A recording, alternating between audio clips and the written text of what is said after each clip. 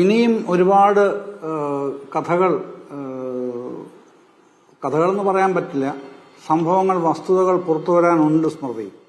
കാര്യം ഇത് ഈ ദേവപ്രശ്നത്തിന്റെ കാര്യം പറഞ്ഞില്ലേ, ഈ ദേവപ്രശ്നം എന്ന് പറയുന്നത് ആസൂത്രിതമായ ഒരു നടപടിയാണെന്ന് സംശയിക്കത്തക്ക നിലയിലുള്ള കാര്യങ്ങൾ ശബരിമലയിൽ കൃത്യമായി ആ ടൈം ബൗണ്ടായിട്ട് നടക്കുന്നുണ്ട്. ഇപ്പോൾ കൊടിമരത്തിന്റെ പ്രശ്നം പറഞ്ഞു, അതൊരു ദേവപ്രശ്നത്തിന്റെ മറവിലാണ് നടന്നത്. ഇതിനു മുൻപ് അതിന് ഇതുവരെ ചർച്ചയിൽ വരാത്തൊരു വിഷയമാണ് ഞാൻ പറയാൻ പോകുന്നത്. ഇതുവരെയും എവിടെയും ചർച്ച ചെയ്യപ്പെടാത്തൊരു വിഷയം. ഇതിനു മുൻപൊരു ദേവപ്രശ്നം നടന്നു. അത് 2005 നടന്നത്. ഈ 2005 നടന്ന ദേവപ്രശ്നത്തിൽ ഒരു സുപ്രധാന തീരുമാനമുണ്ടായി. ഇപ്പം നമുക്കെല്ലാം അറിയാമല്ലോ, ഈ തിരുവാഭരണം എന്ന് പറയുന്നത് മകരവിളക്ക് ദിവസം ഭഗവാൻ അയ്യപ്പനെ അണിയിക്കുന്നതാണ് തിരുവാഭരണം. അതിനാണല്ലോ തിരുവാഭരണ ഘോഷയാത്ര. അപ്പോൾ ഈ 2005 ദേവപ്രശ്നപ്രകാരം ഒരു തീരുമാനമെടുക്കുന്നു, തിരുവാഭരണങ്ങൾ അഴിച്ചു പണിയണം. ഇതാണ് ദേവപ്രശ്നത്തിന്റെ തീരുമാനം. അപ്പം അതിന്റെ തുടർച്ചയൊക്കെയാണ് പിന്നീട് 2017 കാര്യത്തിൽ അതിലേക്ക് പിന്നെ വരാം. പക്ഷേ ഇതാണ് പറയാൻ ഉദ്ദേശിക്കുന്ന വിഷയം. എന്തൊക്കെയാണ് ഈ തിരുവാഭരണ പെട്ടിയിലുള്ളത്? അത് ഗോപുരാകൃതിയിലുള്ള സംഗതിയാണ് ഈ തിരുവാഭരണ പെട്ടി എന്ന് പറയുന്നത്. വളരെ സവിശേഷമായി പന്തളം കൊട്ടാരം ട്രസ്റ്റിന്റെ അധീനതയിൽ സൂക്ഷിക്കുന്നതാണ് തിരുവാഭരണങ്ങൾ. തിരുവാഭരണ ഘോഷയാത്ര തന്നെ പന്തളം കൊട്ടാരത്തിൽ നിന്നാണല്ലോ പുറപ്പെടുന്നത്. അപ്പോൾ അതിലുള്ള സംഗതികൾ എന്ന് പറയുന്നത് തിരുമുഖപ്രഭ, ശരപ്പുളി മാല, എരിക്കിൻ പൂമാല, ഈ നവരത്ന മോതിരം, അരമണി, 2 സ്വർണ്ണ വാള്, 2 സ്വർണ്ണ ആന, 1 സ്വർണ്ണ പുലി, ആനയുടെ നെറ്റിപ്പട്ടം, കളഭാഭിഷേകത്തിനുള്ള 2 സ്വർണ്ണ കുടങ്ങൾ, ഇത്രയും അടങ്ങിയതാണ് ഈ തിരുവാഭരണ പെട്ടി എന്ന് പറയുന്നത്. ഇത് മൊത്തം അഴിച്ചു പണിയണം എന്നാണ് ദേവപ്രശ്നത്തിൽ 2005 തീരുമാനിക്കപ്പെട്ടത്. അന്നത്തെ നയിക്കുന്ന ദേവസ്വം ബോർഡിന്റെ പ്രസിഡന്റ് എന്ന് പറയുന്നത് ജി രാമൻ നായരാണ്. അദ്ദേഹത്തിന്റെ നേതൃത്വത്തിലാണ് അന്നത്തെ ഭരണസമിതി. അപ്പോൾ അത് 2005 കഴിഞ്ഞ് അതിന്റെ കാര്യങ്ങളിലേക്ക് കടക്കുകയാണ് ഇവര്. പക്ഷേ ആദ്യം ഇത് വിശ്വസിപ്പിക്കേണ്ടത്, ബോധ്യപ്പെടുത്തേണ്ടത് പന്തളം കൊട്ടാരം ട്രസ്റ്റിനെയാണല്ലോ. അതിനുള്ള പരിശ്രമങ്ങൾ നടത്തുന്നു.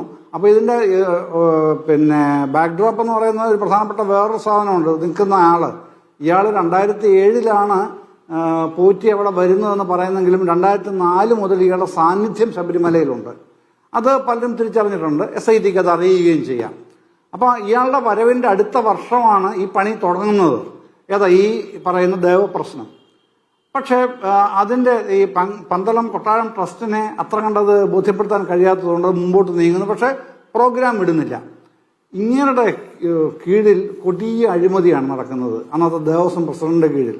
അത് ഞാൻ തുറന്നു തന്നെ എൻ്റെ പേര് വെച്ച് തന്നെ എഴുതിയിട്ടുള്ളതാണ്. അത് ശ്രീ മധുമണിമലയ്ക്ക് അറിയാൻ കുറച്ച് കാര്യങ്ങൾ ഇതുമായി ബന്ധപ്പെട്ട്. അത്രയ്ക്ക് അഴിമതിയാണ്. അവസാനം സർക്കാരിന് ദേവസ്വം ബോർഡിനെ നിയമിക്കാനേ കഴിയൂ, പിരിച്ചുവിടാൻ അധികാരമില്ലല്ലോ. അപ്പോഴും ഇല്ല, ഇപ്പോഴും ഇല്ല. പക്ഷെ അന്ന് VS അച്യുതാനന്ദൻ ഗവൺമെന്റ് അധികാരത്തിൽ വരുന്നു, ഒരു പുതിയ തീരുമാനമെടുക്കുന്നു. ദേവസ്വം ബോർഡിന്റെ കാലാവധി 2 വർഷമാക്കി കുറയ്ക്കുന്നു, 4 വർഷം എന്നുള്ളത്. സ്വാഭാവികമായും രാമൻ നായരുടെ ബോർഡ് താഴെ വീണ്. പിന്നെ കുറച്ച് ചെറിയൊരു ഗ്യാപ്പ് വരുന്നു. പിന്നെ CK ഗുപ്തൻ പ്രസിഡന്റായിട്ട് വരുന്നു. അദ്ദേഹം 2009 ഒഴിയുന്നു. 2009 ഒഴിയുമ്പോൾ അപ്പോൾ ഈ സാധനം അങ്ങ് പോയി. ഈ തിരുവാഭരണം നന്നാക്കാനുള്ള സ്കീം തന്നെ പോയി. അത് തൽക്കാലത്തേക്ക് വേണ്ടെന്ന് വെച്ചിട്ടുള്ളൂ. പിന്നെ ഗുപ്തൻ വരുന്നു. അത് കഴിഞ്ഞ് വീണ്ടും ഇപ്പോഴത്തെ നമ്മുടെ board president Shri K Jayakumar അവിടെ സ്പെഷ്യൽ ഓഫീസറായിട്ട് വരുന്നു. അദ്ദേഹം തുടരുന്നു. പിന്നീട് രാജഗോപാൽ വരുന്നു. പിന്നെ തുടർന്ന് അദ്ദേഹത്തിനാണ് താങ്കൾ വായിച്ചില്ലേ ഈ ഉത്തരവ് വരുന്നത്. അവിടുത്തെ മുൻകാലങ്ങളിൽ എന്താണോ പതിവ് രീതികൾ ഉണ്ടായിരുന്നത് അതങ്ങനെയല്ല. ദേവൻ അവകാശപ്പെട്ടതെല്ലാം അവിടെ തിരുവാഭരണ സ്പെഷ്യൽ കമ്മീഷണറുടെ ഉണ്ടായിരിക്കേണ്ടതാണ്, അല്ലെങ്കിൽ ദേവസ്വത്തിന്റെ അധീനത ഉണ്ടായിരിക്കേണ്ടതാണ് ഉത്തരവ് വരെ വരുന്നു. അതും പാലിക്കപ്പെടുന്നില്ല. പിന്നീടാണ് 17 വരുമ്പോൾ ഈ പുതിയ ദേവപ്രശ്നവും ഒക്കെ വരുന്നത്. ഈ ദേവപ്രശ്നത്തിന്റെ കള്ളത്തരങ്ങൾ മുഴുവൻ ഇപ്പം വെളിവാക്കപ്പെട്ടിട്ടുണ്ടല്ലോ, എന്താണെന്നുള്ളത് വെളിവായിട്ടുമുണ്ടല്ലോ. അപ്പൊ ഇത് ഒരു സീരീസ് ഓഫ് ക്രൈംസ് തന്നെ നടക്കുന്നുണ്ട്. ഇപ്പം ഹൈക്കോടതിയിലെ ഡിവിഷൻ ബെഞ്ച് ഒക്ടോബർ 10 ഉത്തരവിൽ പറയുന്നുണ്ടല്ലോ, അഡ്മിനിസ്ട്രേറ്റീവ് ലാപ്സ് അല്ല ഉള്ളത്, ക്രിമിനൽ കോൺസ്പിറസി നിങ്ങൾ അന്വേഷിക്കണം, അതുകൊണ്ടാണ് SIT നിയമിക്കുന്നതെന്ന് പറയുന്നുണ്ട്.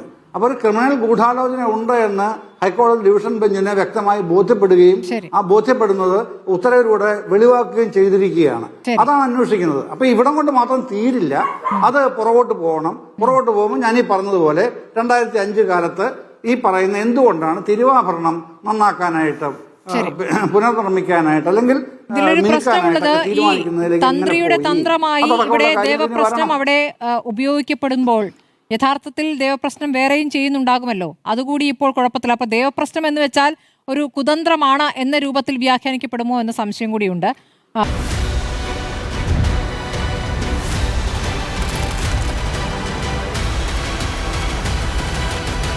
ഡിബേറ്റ് വിത്ത് സ്മൃതി പരുത്തിക്കാട്.